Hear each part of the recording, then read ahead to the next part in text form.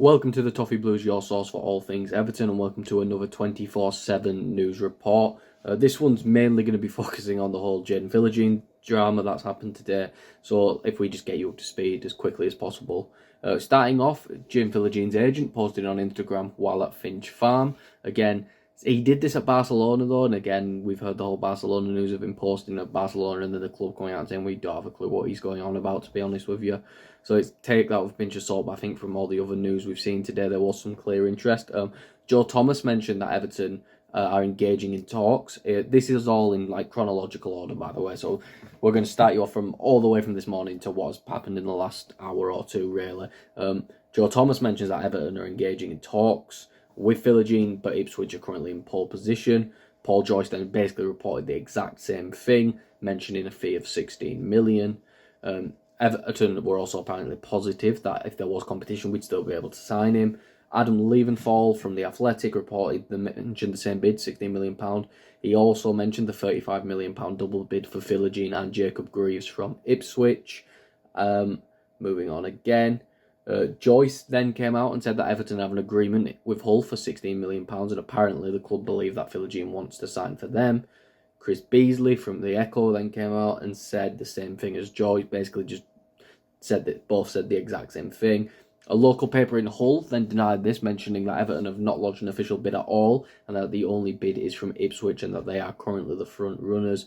David Ornstein then came out and mentioned an £18 million bid from Ipswich from Philogene, and that it would need a late twist with his medical happening early next week, apparently, or early at some point. So there would need to be one big twist in the story for that to happen. I've lost where we are now. There we go. And then Alan Myers mentioned the same thing, basically saying that Ipswich are now favourites to sign him. Last but not least, the Echo mentioned that Everton insiders believe they have a deal in place for Philogene. It's a whole mess of a scenario, to be completely honest with you. But do you really expect anything else when Everton are involved, to be completely honest with you? I think it's one of those where we'll have to see where it goes. I expect him to sign for Ipswich. I think it's very unlikely that the player comes in for us. But yeah, to be honest with you, we'll see how it goes, and I think this is one that's going to develop even more over the next few days. I think there's a possibility that Everton may try hijack the deal, but again, depends on what Philogene wants to do. And I do think the double deal on the £35 million from Ipswich is going to go a long way for them for signing both of them, because I think Hull are really going to want the money, to be honest with you. So I think they're going to take the option that can get them the most money. Moving on from The Athletic, this just came out, is that Dominic Calvert-Lewin has indicated that he will not be signing a new contract at Everton and is looking to move. A £30 million deal is viewed as plausible. And also Manchester United have discussed signing Dominic Calvert-Lewin as they look to add to their striker options. Ivan Toney has also been discussed. That's from Laurie Whitewell from The Athletic. Laurie Whitewell, sorry. Okay, I'm going to be brutally honest with you. We've mentioned the Dominic Calvert-Lewin stuff a few times, and I think my stance has always been it'd be a big loss for the club, but not an irreplaceable loss. I think there's plenty of strikers out there that can offer similar production to Calvert-Lewin and also a much better injury record, to be completely honest with you. If you don't want to stay, get him out. I think it's that simple. Same thing we did with Iwobi. Iwobi was in and or about signing a new contract, we got rid of him. I think that's just what we have to do. It's unfortunate, and I think, a lot of the words Calvert-Lewin said now are going to be turned against him and wanting to become Everton's top goal scorer in the Premier League and stuff like that. If that's what he wants to do, cool. I'm not going to slam the player for it. I don't care enough, to be completely honest with you, to do it.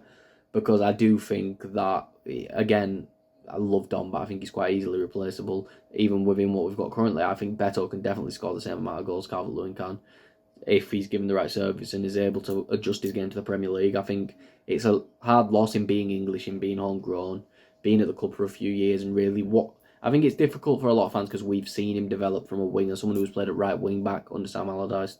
Let me remind you, I think it was Allardyce. But to someone who, under Ancelotti, did score goals for us and did really help in a season where it looked like for a brief moment we may have got Champions League football. So I think it's one of those where it's probably difficult. I think a lot of fans are going to take it out on Calvert-Lewin, and I think there's a few easy hit points for Calvert-Lewin that people will go for, but I just don't think it's worth the time. I think 30 million is a very good price to get for him, and I think, to be honest, we could bring in a striker at his level for 20 million, 15 million, to be completely honest with you. So I think it's good business on our hand if we're able to get that much money for him, to be honest.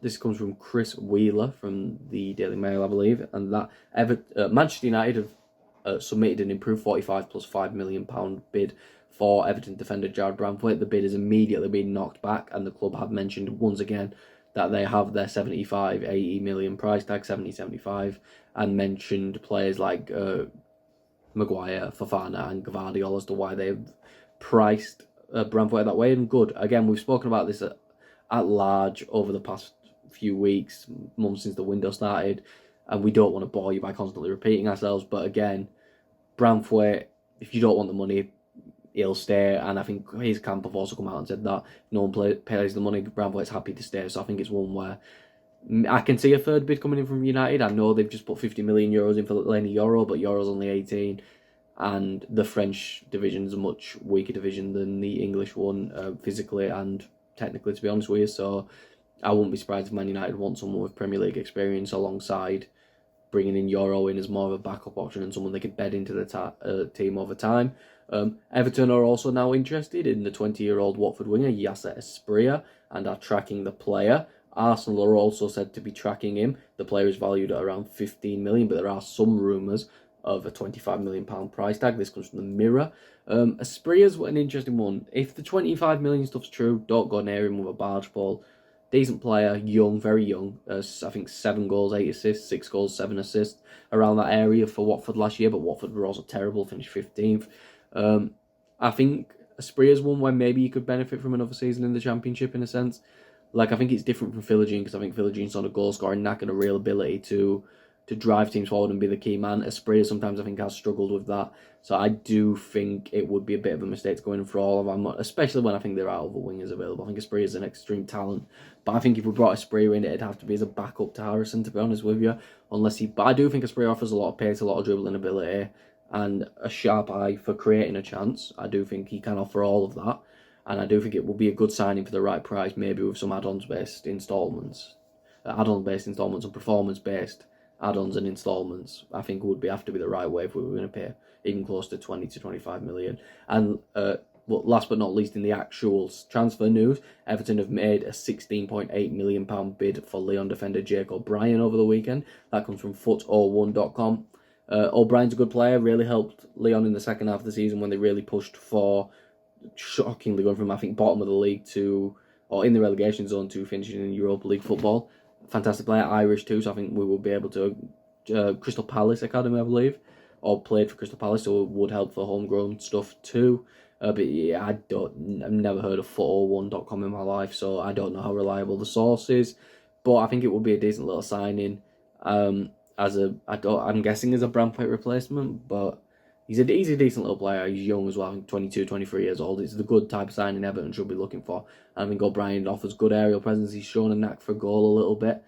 I think he got a brace in a game, I don't remember, but I think he's shown a little bit of a knack for a goal. Something Everton really need with, especially if the, not reliance, but their heavy focus on scoring from set pieces continues next season under Sean Dyche. And the last bit of news, under 21s midfielder Jacob Beaumont-Clark has signed his first professional contract with the club. The 18-year-old has signed a 2-year deal till the end of June 2026. Congratulations to Jacob. And that is all for this video. If you did enjoy watching, please make sure to like and subscribe.